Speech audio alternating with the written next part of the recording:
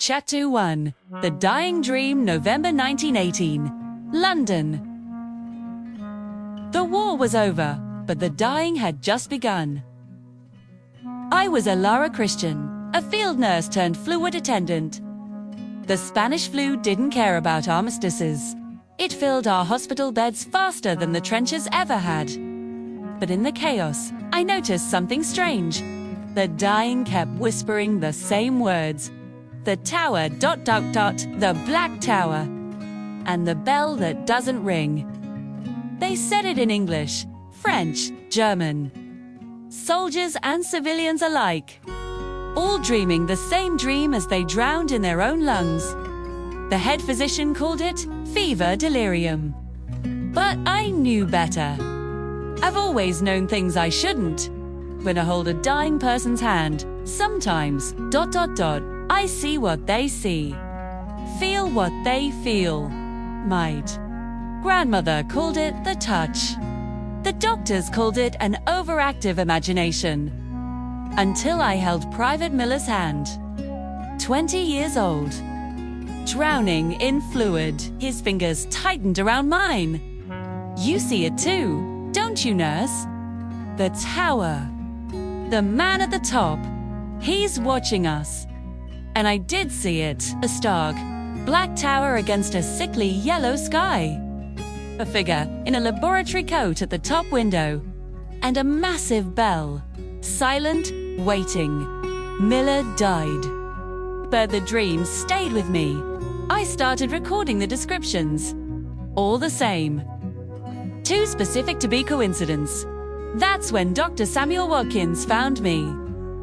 He was a psychologist, seconded to study war neuroses. He'd been tracking the same phenomenon, Sanatorium. Nurse Christian. It's contagion. But not of the body.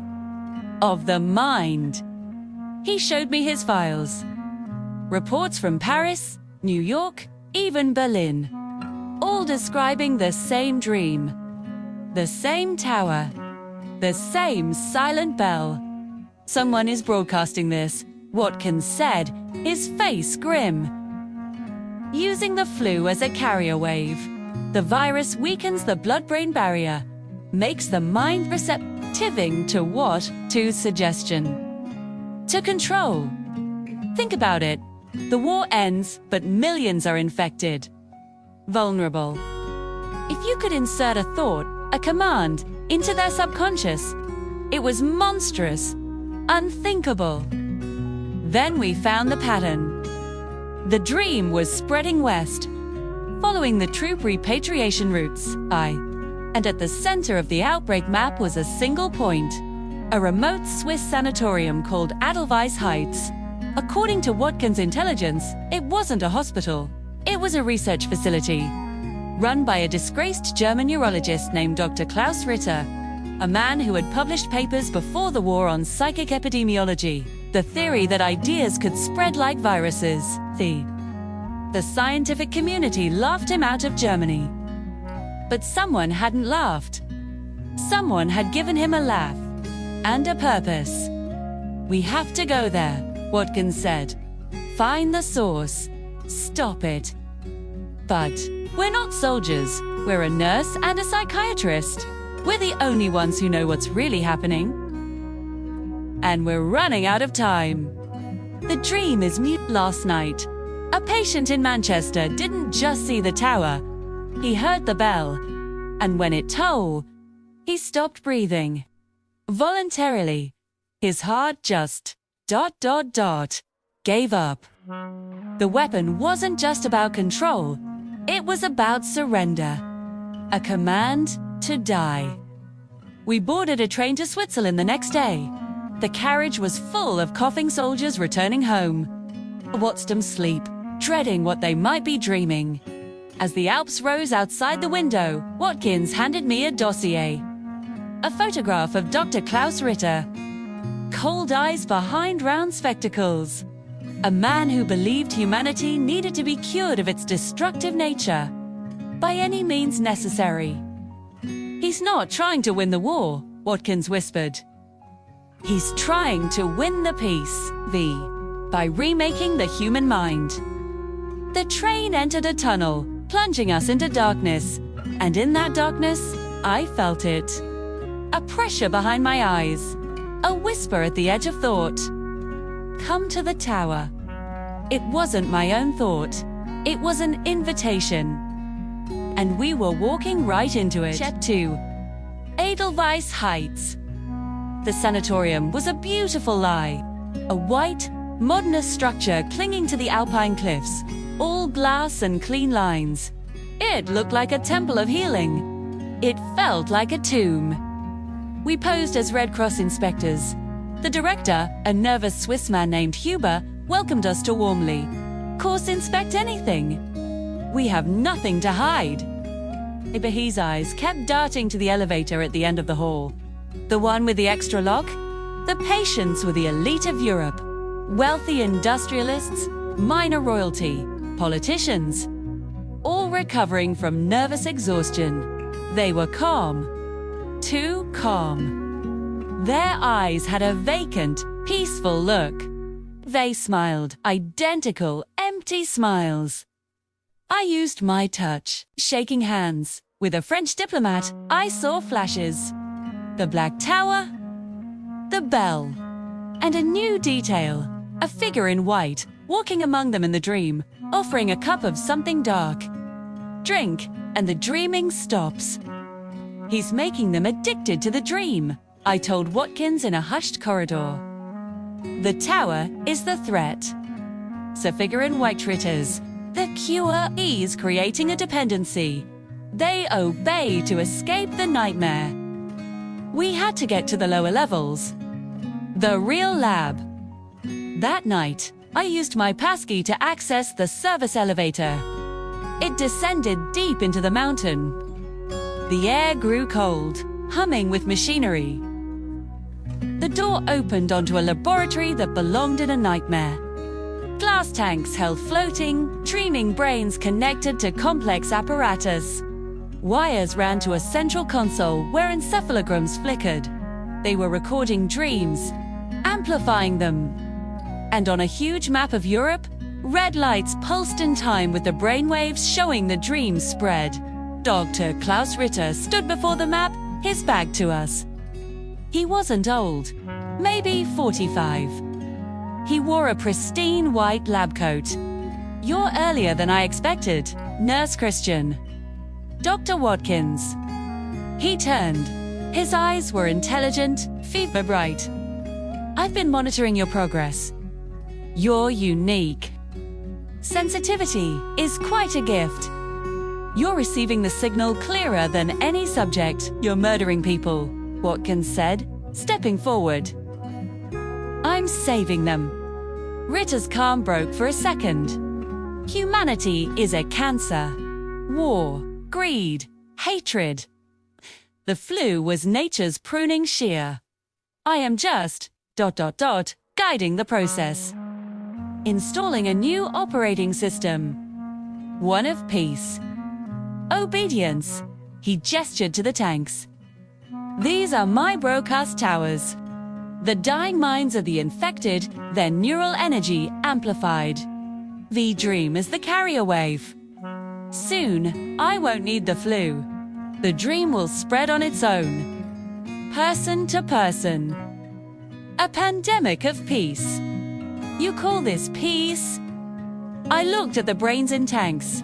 This is slavery. Freedom. It's an illusion that leads to suffering. Look at the world. I am offering certainty. Safety.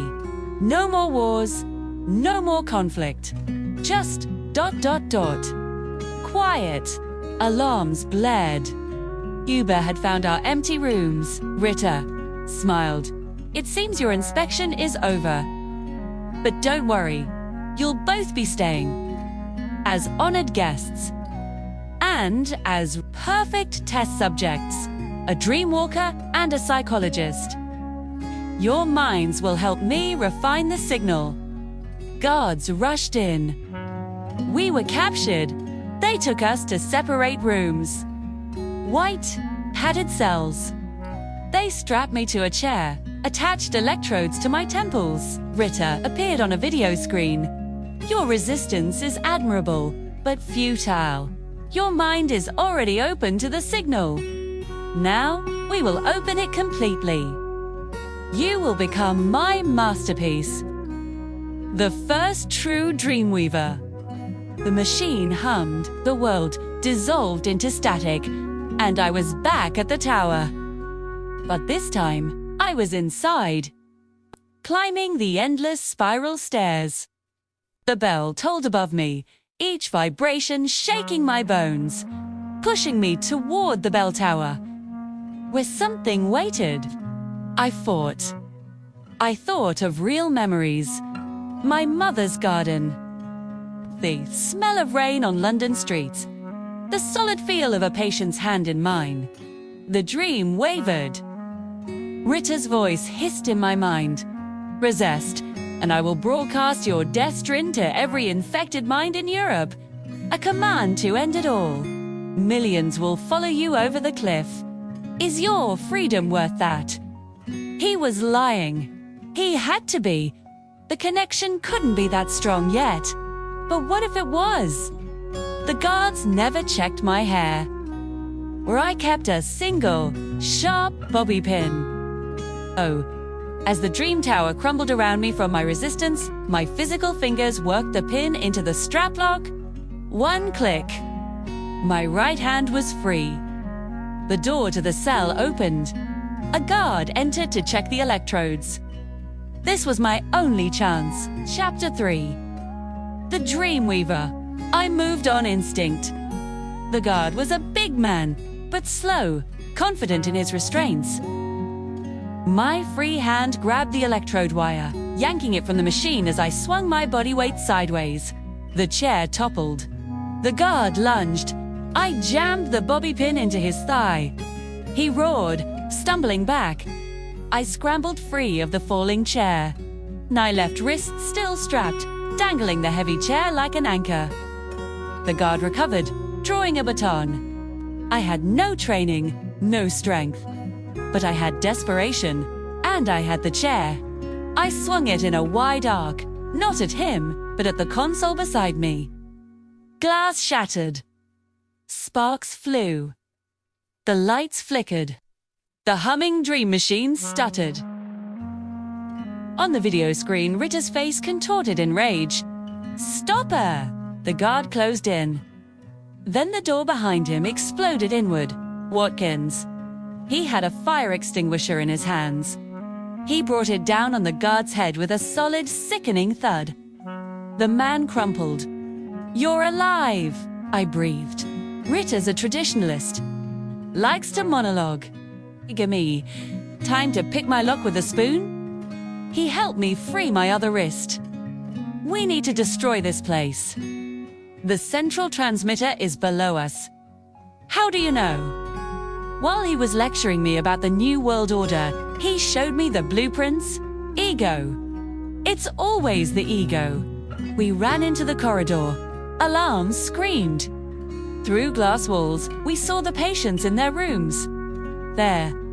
We're all sitting up in bed now, eyes open, staring blankly ahead.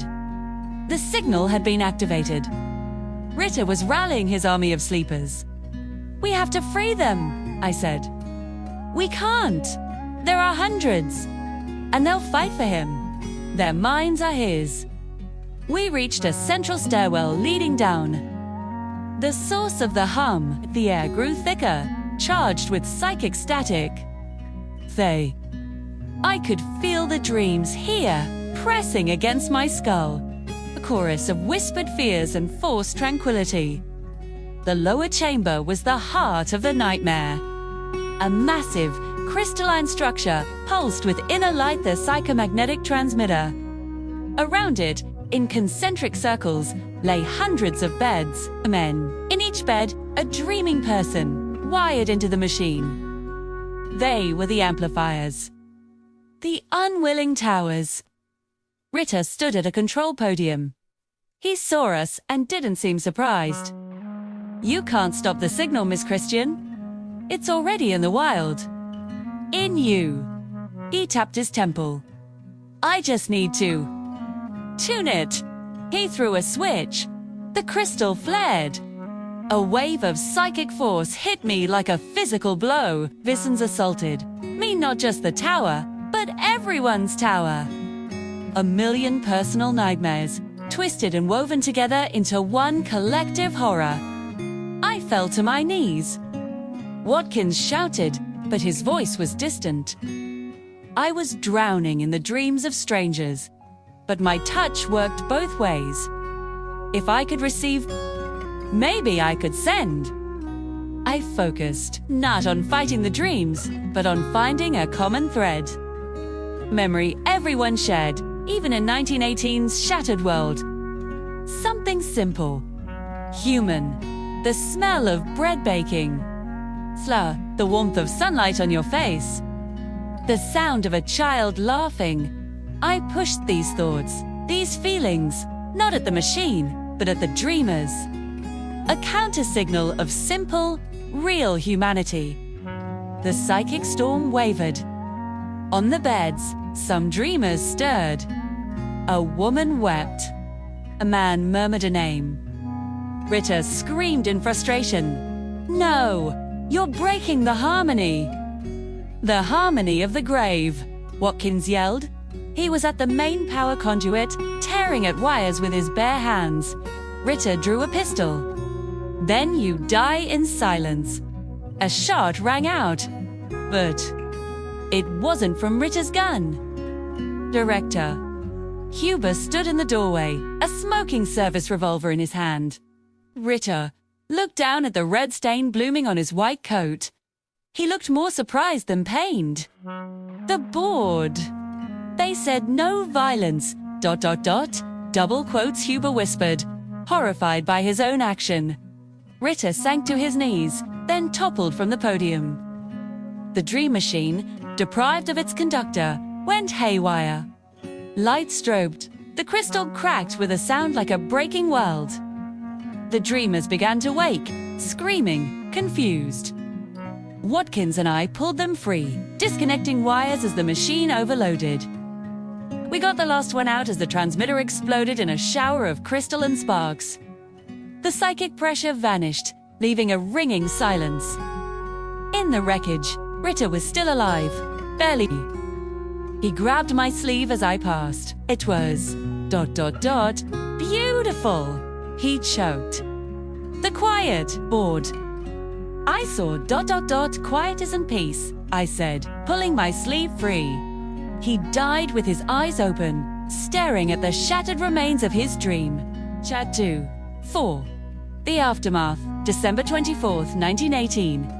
London. The newspapers called it a tragic fire at a Swiss sanatorium. Dozens dead, including the brilliant but reclusive Dr. Ritter. A footnote in the pandemic's endless casualty list. The flu raged on, but the shared dreams stopped. The tower faded from the dying's last words.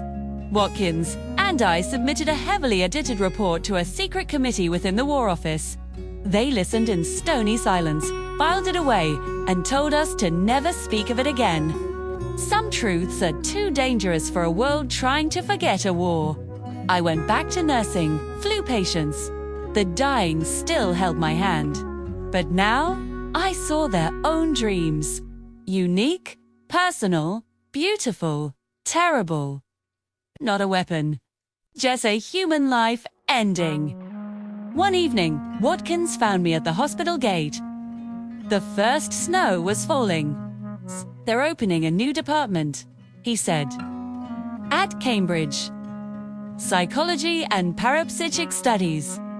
They want me to run it. They want you to consult. Study the touch. Understand it. Protect against it. Being used like that again. I looked in my hands. Instruments of healing that had been turned into weapons. And then tools of salvation. What do we call it? I asked. The Somnium Project, he said. To guard the frontier of sleep. I nodded. The war for the waking world was over. But another war, a quieter, stranger one, had just begun. And we were its first unlikely soldiers. The snow fell between us, clean and silent. Though, for the first time in months, the silence felt like peace. Not Ritter's dead peace. Better living, breathing, quiet, full of possibility. And that night, when I slept, I dreamed my own dream. Of a green field under a clear sky. And no towers in sight, yet. And so, the deepest war ended not in the trenches, but in the silent landscape of the human mind. Elara and Samuel walked away from the wreckage of a dream meant to enslave the world, carrying a new truth. That our most vulnerable moments, our sickness, our grief, our very sleep can be a battlefield. But their story leaves us with a question that echoes beyond 1918. What dreams are we sharing now?